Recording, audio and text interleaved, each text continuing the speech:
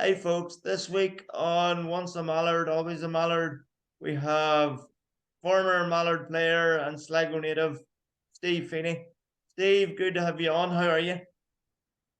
I'm good, William. Yeah, thanks for having me on. Not so bad.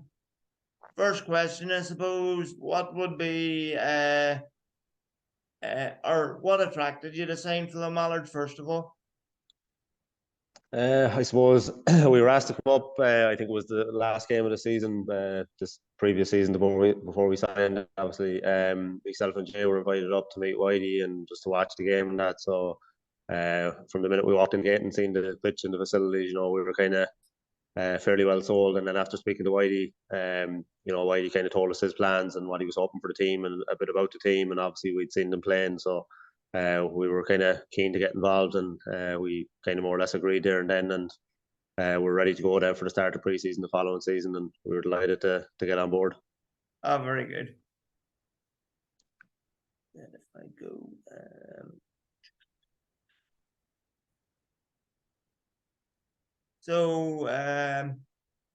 that being said, Steve, I suppose if you could have played under any other manager, as you've said, Whitey brought you up, who would that have been, do you think? Any manager in the world, is it? Yeah. I'd probably have to go for Guardiola.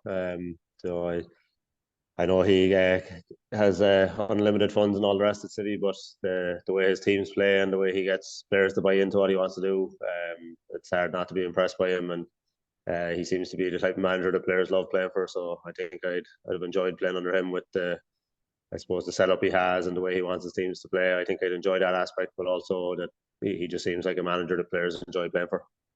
Aye, they definitely play football the right way, don't they? They do, yeah. So sort of the way his centre backs bring the ball out sort of reminds me the way you used to bring the ball out from centre back a couple of years ago. Don't know about that now, but I'll take it, William. I'll take it. Steve, next question for you. Could you tell us your proudest moments of your career? Both with ourselves and otherwise. Yeah, I suppose a few little things that kind of jump into my head. Making my debut for Rovers, obviously, were my hometown teams like Rovers. So making my debut there was special. And then winning the first division with them was nice as well. To win a trophy with your hometown team. Getting capped at underage level was special as well. I suppose anyone that kind of grows up playing football with aspirations to do well and maybe turn pro has a dream of playing for the country. So that was nice to do that. And then obviously up with Mallard, playing wise, winning the championship, was brilliant. It was such a good season and such good people, both in the team and around the club. And it was brilliant to achieve that. And then obviously that kind of led us into the Premier League. So playing in the top division against the kind of bigger clubs up there was brilliant as well. And we had some really good days in Fernie, but also away from home. And then I suppose kind of following on from that, been involved with the backroom team. Obviously, the run to the cup final there in 2019. That was special as well. With some real people involved. I was just thinking there, reiterating what you said. You really did have quite the career at the club, didn't you? Because if memory serves me right, you scored the goal down at home in the playoff against Stute to keep us in the league for a year or two. Yeah, I don't know if on camera I can claim it, but I did jump with the fella who I think actually headed it in, the lad who was playing for Stute at the time. But at the time I was given the credit, and I wasn't going around telling people I hadn't scored. So I do get the credit for it, but. Yeah, we hung on that year by the skin of our teeth and instituted a really good side at the time and pushed us all the way. But thankfully, we kept the Ducks up that year. Mm-hmm. Very good. Good answer. And good that both aspects of the that's covered, because moving on to the next question, I suppose, you've now moved on from us. Unfortunately, Harry would say, and he does still say, because I'm in around that coaching staff now, Steve, as you know, that you are a big loss to the coaching setup there now, I suppose. But Emmett Friars and Steve's come in. Do you want to read, or Emmett Friars and Craig, I should say? Do you want to just let us know how your season was like when that's going? Yeah, so I suppose we're we're more or less halfway into our second season now with the Sligo Rovers women's team. Results wise hasn't been brilliant now. We've picked up one win just there in the last few weeks. So like obviously we'd like to have more points on the board at this stage, but in terms of, I suppose, a lot of things that have been put in place behind the scenes and off the pitch and even on the pitch, you know, we've a lot of players that would never have played in the league, like a lot of young girls that have come up through the youth teams and Sligo Rovers like this, you know, have been coached very well and have progressed up through the underage system into ourselves with the senior team.